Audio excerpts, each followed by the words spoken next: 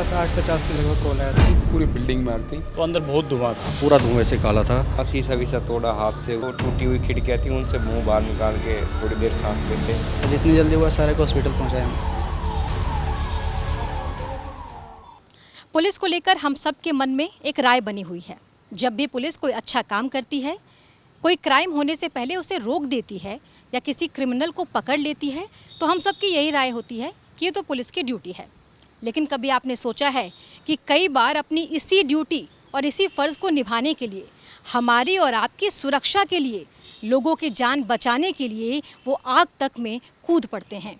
दिल्ली के होटल में लगी आग के बारे में हम सब ने देखा, पढ़ा और सुना। इस आग ने 21 लोगों की ज़िंदगी ले ली। लेकिन आज हम आपको दिल्ली पुलिस के उन हीरो से मिलवाएंगे जो उस वक्त अगर अपनी जान दांव पर नहीं लगाते तो आज न जाने कितनी और जानें जा चुकी होती। सिंघम, राउडी, दबंग, फैंटम, आयरन मैन, सुपरमैन और न जाने क्या क्या।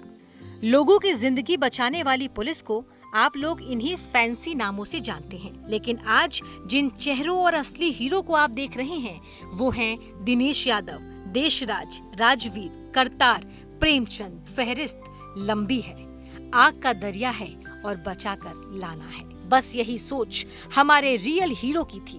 बस इसी सोच के साथ ये सब मालवीय नगर की होटल में लगी धधकती और दम घोटू आग में कूद जाते हैं।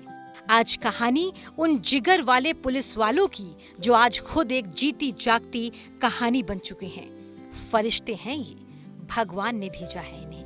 मालवीय नगर के इस होटल में जब मौत अपनी पूरी ताकत के साथ तमाम दरवाजों और खिड़कियों पर खड़ी थी, तब इन्होंने किसी तमगे के बारे में नहीं सोचा होगा। ये खुद अपनी सांसें भी लेकर इस होटल से निकलेंगे कि नहीं, आग की लपटों को ही तय करना था। लपटों से खेलकर जो चिराग फर्ज जला गए, वो खाकी वाले जान से बढ़कर फर्ज निभा गए। 5 कांस्टेबल, 5 हेड कांस्टेबल, इंस्पेक्टर और आस पड़ोस के ऊपर वाले के भेजे कुछ फरिश्ते, ये ना होते तो शायद कितनी ही और जिंदगियां तबाह हुई होती। हेड कांस्टेबल दिनेश यादव 3 जून की सुबह ड्यूटी पर जाने की तैयारी कर रहे थे। उनकी ड्यूटी अभी शुरू नहीं हुई थी, तभी उनके एक जानने वाले का फोन आता है।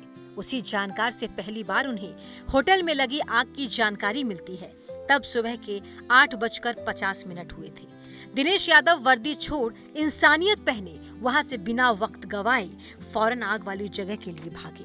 अपने एक साथी को अपने बाइक के पीछे बिठाया और चप्पल में ही निकल पड़े। दिल्ली में सुबह 9 बजे ट्रैफिक का आलम आपको शायद बताने की जरूरत नहीं। दिनेश बाइक को मेट्रो के पास छोड़ पैदल ही भागे और मालवीय नगर के फ्लोरिश इन नाम के आग के उस कुएं में कूदने का रास्ता तलाशने लगे। मुझे सुबह 8:50 पर कॉल आई थी कि हुजरानी में भयंकर आग है।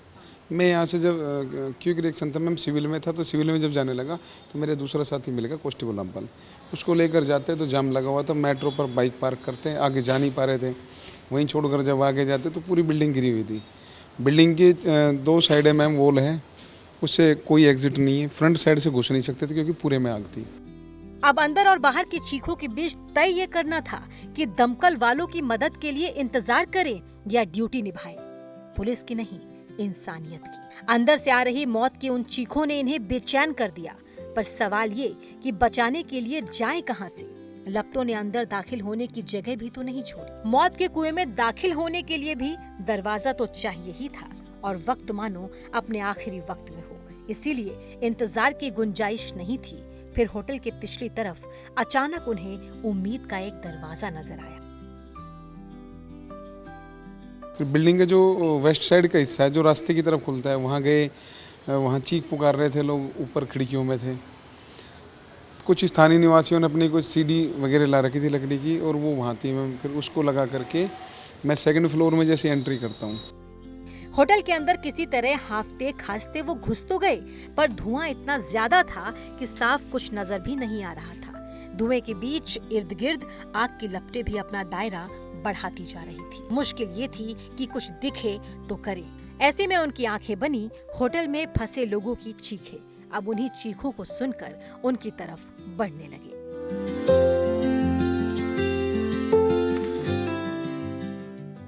सेकंड फ्लोर में एंट्री करने से पहले नीचे से देखा जी कि सेकंड फ्लोर के बाथरूम में 2 लेडीज चिल्ला रही, छोटा छेद है उसमें शीशे में। तो जैसे ही ऊपर चढ़ा तो मैम ऐसा कुछ तोड़ने का था नहीं, फिर हाथ से शीशा तोड़ना चाहा, कुछ शीशा टूटा, फिर ऊपर से किसी से कोई हथौड़ी गिर गई थी, फिर उसकी मदद से थोड़ा सा शीशा और तोड़ा, फिर एंट्री करता हूँ मैम।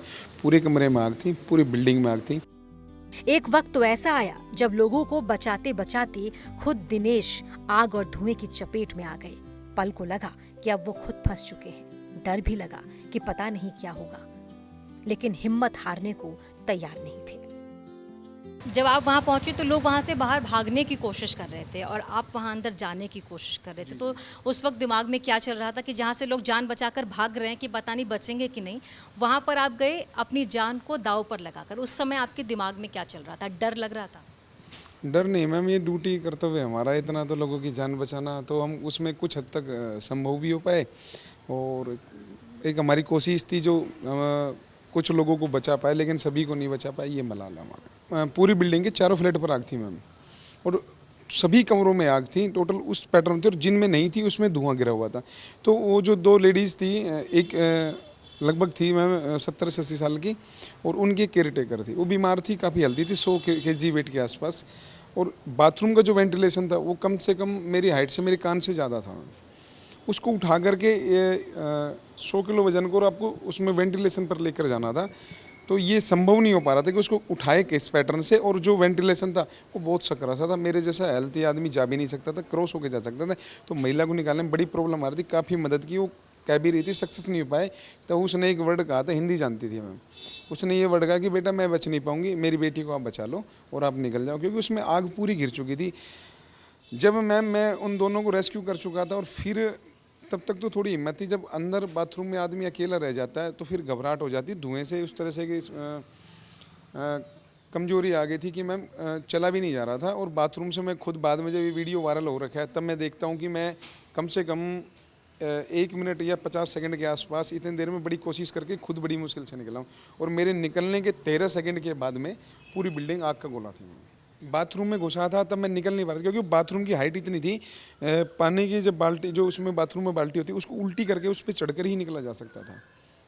तो मैं जब ये इंसिडेंट होने के बाद एक बार गया था, मेरे ब्लड के स्पॉट अभी भी लगे हुए हैं खिड़की पर, जो मैंने हाथ से मुक्के से तोड़े थे। 3rd नंबर की खिड़की, उस पर ब्लड के स्पॉट लगे हुए हैं। मैं अंदर जा करके देखा था तो अब तो सब कुछ जला हुआ है, लेकिन एक पल लगता रहा था कि शायद हो सकता कुछ हो जाए। मेरा हेड कांस्टेबल दिनेश है, जो सीढ़ी से होटल के अंदर ही चला गया था। अंदर से उसने 2 लेडीज़ को निकाला था।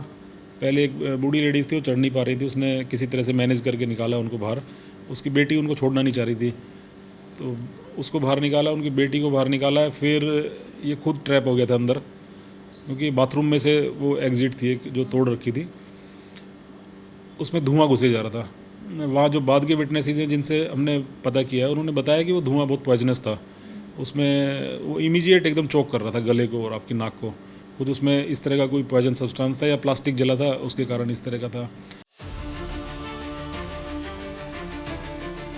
खुद की जान दांव पर लगाकर दिनेश ने उस आग से अकेले अपने बूते 5 लोगों की जान बचाई। लेकिन फिर भी दिनेश को एक अफसोस है, अफसोस ये कि वो बाकी लोगों को नहीं बचा सके। इस हादसे को कई दिन बीत चुके हैं, लेकिन अब भी वो सुबह उन्हें सपने में डराती है।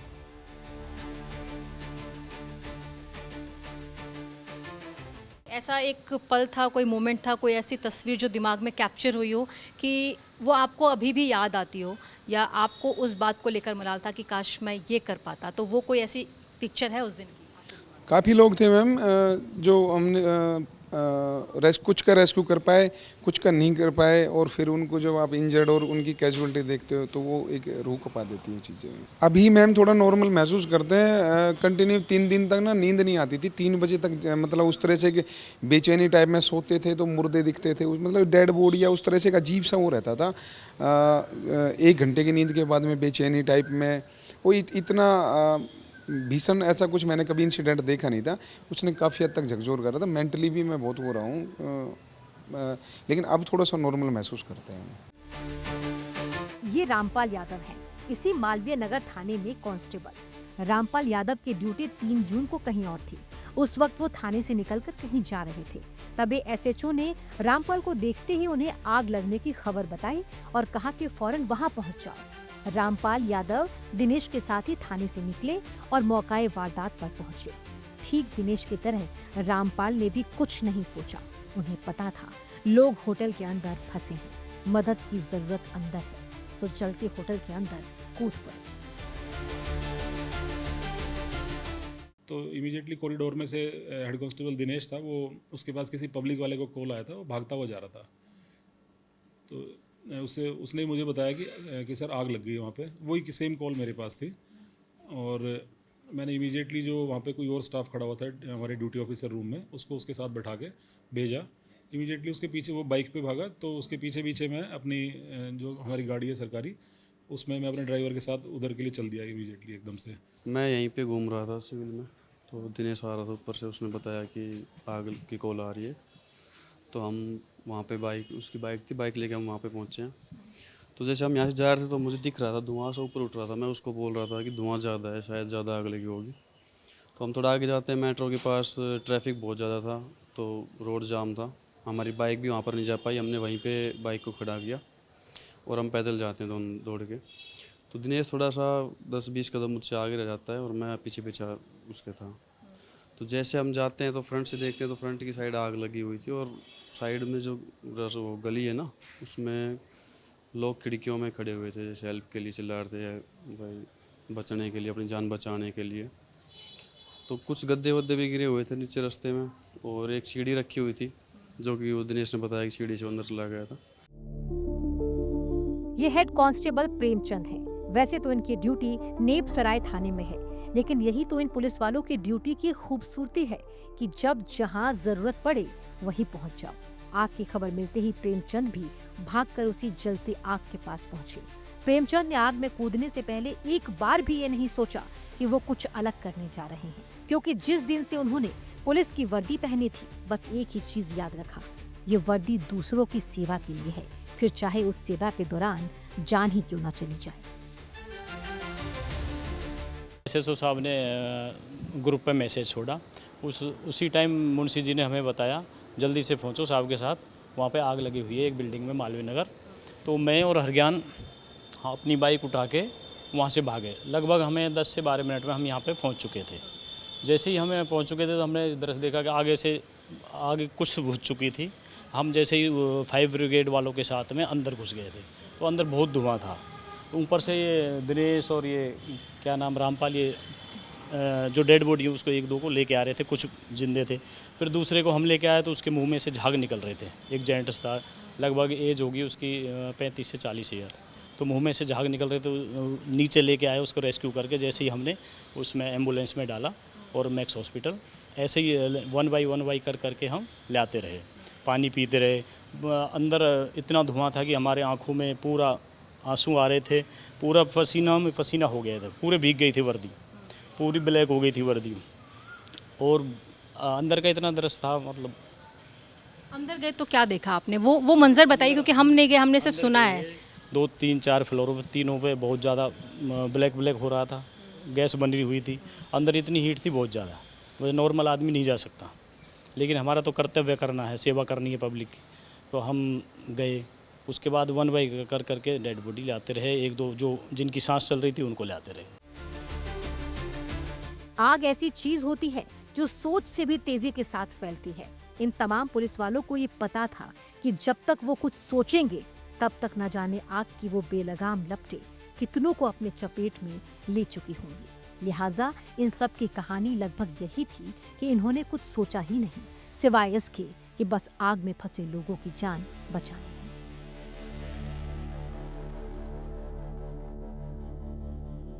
आपको डर नहीं लगा सर? अंदर जो स्थिति थी, आग लगी थी, सब बच के भाग रहे थे, आपको डर लगा था?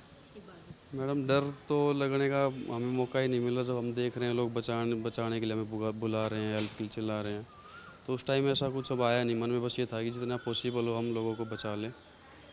और जो वायर्स थी वो जैसे उनका मोम गिर रहा था, हाथ पे भी गिर गया था, सिर में भी गिर गया था उस टाइम पे।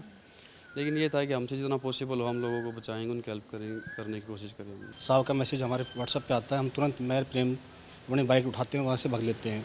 हमने रोड पे ही बाइक छोड़ दी और पार्क के अंदर से हम तुरंत भागे और तुरंत रेस्क्यू करने के लिए लग गए हम। वहाँ जाने के बाद जो मंजर आपने देखा वो आपको अब उसे कैसे याद करते हैं? मैडम देखो, हमारी ड्यूटी है, तो किसी की हम हमारी वजह से किसी की जान बच जाए वो बहुत अच्छी बात होती है। हमें तो यही था कि आदमी जितनी हो उतना हम बचा सकें। ठीक है, आपकी ड्यूटी कभी आपने सोचा कि आपके घर पे भी परिवार है और उनके बारे में सोचा आपने कि पता नहीं, क्योंकि उसके बाद अगर आप अंदर गए तो इस बात का अंदाज़ा शायद आपको भी नहीं होगा कि बाहर आप जिंदा आएंगे कि नहीं आएंगे। तो उस वक्त जब आप गए तो आपके दिमाग में अपना परिवार, अपनी चीज़ें चल रही थी या कुछ याद? कुछ नहीं याद मैडम। उस टाइम तो यही था कि हम बचा सके लोगों को, बस उस टाइम तो यही था दिमाग में। किसी बात का मलाल आपको? नहीं, बस यही है कि जो बेचारे वो हो गए डेड, उनको बचा नहीं पाए।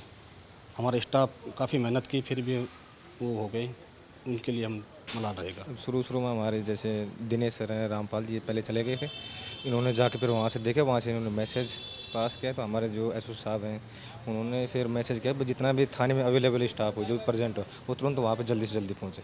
जैसे हमें मैसेज मिला हम तुरंत यहाँ से भगे।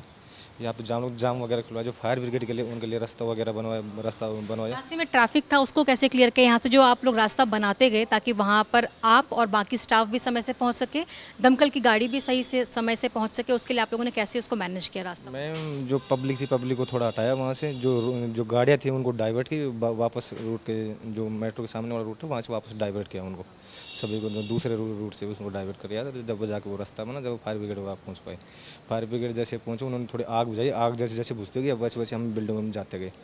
जैसे जैसे लोगों को रेस्क्यू किया, किसी को जो थोड़े बहुत सांस चलते उनको CPR वगैरह भी दिए और जितना हो सके उनको बाहर निकाले जल्दी से जल्दी। नीचे गद्दे पे लोगों को नीचे को उतार रहे थे। उस टाइम मेरे को ना एम्बुलेंस आई थी ना फायर ब्रिगेड आई थी।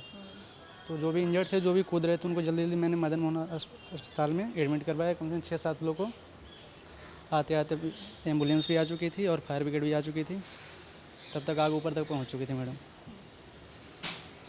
आप अंदर गए थे होटल के अंदर मैंने जब आग कंट्रोल हो गया तो उसके बाद हम लोग अंदर गए थे। तो जाने के बाद जो आपने मंजर देखा होगा, क्योंकि कुछ लोग तो रेस्क्यू हो गए थे पर जो नहीं हो पाए थे वो अंदर जलकर या दम घुटकर उनकी मौत हो गई थी, तो वो जो मंजर था वो भयावह था, वो दिल को तकलीफ़ देने वाला था। वो मंजर आपने देखा था? मैडम अंदर जाने के बाद तो पहले मेरा दिल दहल गया, ऐसे कंडीशन देख के। कोई इधर पड़ा हुआ है, कोई सीढ़ी पे पड़ा हुआ है, कोई रूम में पड़ा हुआ है। बट लोकल स्टाफ और लोग थे, सारे जल्दी जल्दी नीचे उतारे थे। जिसका सीरियस कंडीशन जल्दी जल्दी हॉस्पिटल पहुंचाया गया, नियर बाई मैक्स हॉस्पिटल में। जैसे ही मैंने कॉल ये DO का आया तो मैंने ग्रुप में तुरंत लोकेशन और दिनेश का मैसेज देखा। मैं यहाँ से बाइक पे देशराज के साथ निकलता हूँ, तो जैसे ही हम मेट्रो पे पहुँचे वहाँ लगा हुआ था जाम, तो बाइक हम वहीं छोड़ के पैदल ही भाग लेते हैं स्पॉट के लिए। वहाँ जाके देखते हैं कि बिल्डिंग में आग लगी हुई और कुछ लोग ऐसे थे जो ऊपर से कूद रहे थे, मदद के लिए चिल्ला रहे थे। फायर ब्रिगेड भी आ गई थी, तो वहाँ शीशा वीसा तोड़ा हाथ से, उसमें हाथ में भी एक माइनर चोट लग गई थी। उसके बाद फायर ब्रिगेड ने फ्रंट का गेट तोड़ दिया था, तो मैं उनके साथ एंटर करता हूँ तो बेसमेंट में एक आदमी अनकॉन्शियस पड़ा था। तो मुझे लगा कि ये मैं उसको कंधे पर उठा के बाहर ला के उसको एम्बुलेंस में डाल देते हैं। उसके बाद आग और तेज़ हो गई। तेज़ होने के बाद फिर मैं साइड वाली बिल्डिंग से छत के ऊपर जाता हूँ, ताकि बिल्डिंग क्या पता ऊपर से कहीं से एंटर हो सके बिल्डिंग में, क्योंकि नीचे से पॉसिबल नहीं था, आग इतनी तेज़ थी उसमें पॉसिबल था ही नहीं। लेकिन ऊपर भी बहुत ज़्यादा आग थी तो वहाँ से पॉसिबल नहीं होता, तो फिर ऊपर जो पानी की टंकियाँ वगैरह रखी होती हैं उनको हम तोड़ देते हैं, ताकि बिल्डिंग में ऊपर से, और बिल्डिंग की छत पे जो टीन शेड वगैरह थी उनको तोड़ देते हैं, ताकि बिल्डिंग में पानी अंदर टंकियों का पानी गिर सके। उसके बाद नीचे आते हैं, फिर आग थोड़ी डाउन होती है तो फिर हम एंटर करते हैं, और जो भी वहाँ अनकॉन्शियस थे या इंजर्ड थे या फिर जो बेहोश या बेसुध पड़े थे उनको हम रेस्क्यू करना शुरू करते हैं। पहुँचने के बाद देखा कि चारों तरफ, बिल्डिंग के चारों तरफ आग और पूरा धुआं था। तो जैसे फायर वाले अंदर घुसे हुए थे तो उनके साथ साथ हम भी इंटर कर चुके थे। तो काफ़ी दर्दनाक घटना थी ये, और देखकर काफ़ी बुरा लगा। और जितनी हमें हमारी कोशिश हुई बचाए। जब मैं वहाँ आया तो फायर ब्रिगेड बेसमेंट का शटर तोड़ रही थी।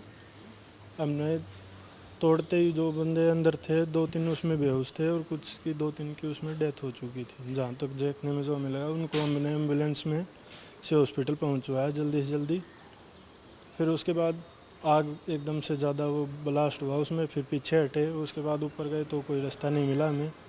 वापसी नीचे आए तो वो कुछ आग पे काबू पाया गया, थोड़ी बहुत लग रही थी उसमें। फिर फायर वाले बोले जो रेस्क्यू हो सकता है उसे बचा लो अंदर जाके।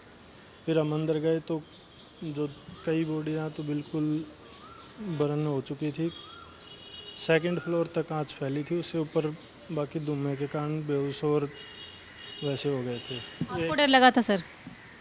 डर देखो एक बात थोड़ा बहुत तो लगता ही है, पर ये चीज़ें हमारी जॉब में देखने को रहती हैं।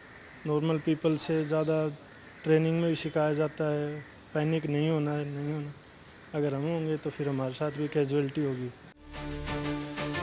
जब ऐसे हादसे होते हैं तो जरूरी नहीं है कि सभी हादसे में कूद पड़े।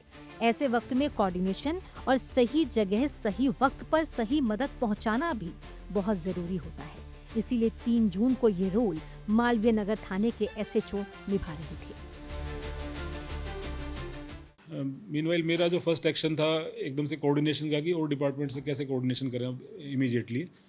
तो फर्स्ट ऑफ ऑल एकदम से हमने TI को फ़ोन किया अपने, जो नियर बाय जो हमारा TI साके तो TI होसकास को, कि रोड का ट्रैफिक मैनेज करो क्योंकि यहाँ फायर ब्रिगेड का बहुत अर्जेंट नीड है। कंट्रोल रूम को हमने अपने बता दिया था, वायरलेस सेट पे मैसेज दे दिया था कि ये इमीडिएटली जितनी भी फायर ब्रिगेड्स वगैरह हैं आप कोई इमरजेंट मैसेज और करो कि वो पहुँच सकें जल्दी से जल्दी यहाँ पे। DCP सर को हमने तुरंत एकदम बताया कि फायर जो है अनकंट्रोलेबल टाइप है और मुश्किल है रुकना, लोग फंसे हुए हैं अंदर, क्योंकि लोग हमें खिड़कियों में से दिख रहे थे। जो खिड़कियाँ तोड़ दी थी वैसे उसमें कोई एग्जिट इस तरह की नहीं थी, बट जो खिड़कियाँ टूटी हुई थी उसमें से लोग दिख रहे थे हमें, और उसमें मैक्सिमम हमें फॉरेनर्स दिख रहे थे कि बाहर के लोग हैं। तो वो कंडीशन इमीडिएटली बता दी थी हमने। और मीनवाइल जो हमारे इलाके के MLA थे वो भी पूछ रहे थे, तो उनको भी हालात बता दिए थे कि हालात मतलब गंदे हैं, और उन्होंने भी जो हो सका अपनी तरफ से जो जिन लोगों को कह सकते थे वो आए। वैसे सच तो यही है कि ये इन लोगों की ड्यूटी है, लेकिन उसी सच का एक और पहलू है, और वो जज्बा अपनी जान दांव पर लगाकर किसी और की जान बचाने का हो तो बस यहीं से इंसान फरिश्ता बन जाता है। और यही काम इन लोगों ने किया। इनके परिवार के मुखिया यानी दिल्ली के पुलिस कमिश्नर सतीश गोलचा को भी इन सब पर नाज है। इसीलिए उन्होंने इन सभी को अपने पास बुलाकर इनकी पीठ थपथपाई और तारीफ की। सचमुच ये सब वाकई तारीफ के काबिल है। लपटों से खेलकर जो चिराग फर्ज जला गए, वो खाकी वाले जान से बढ़कर फर्ज निभा गए।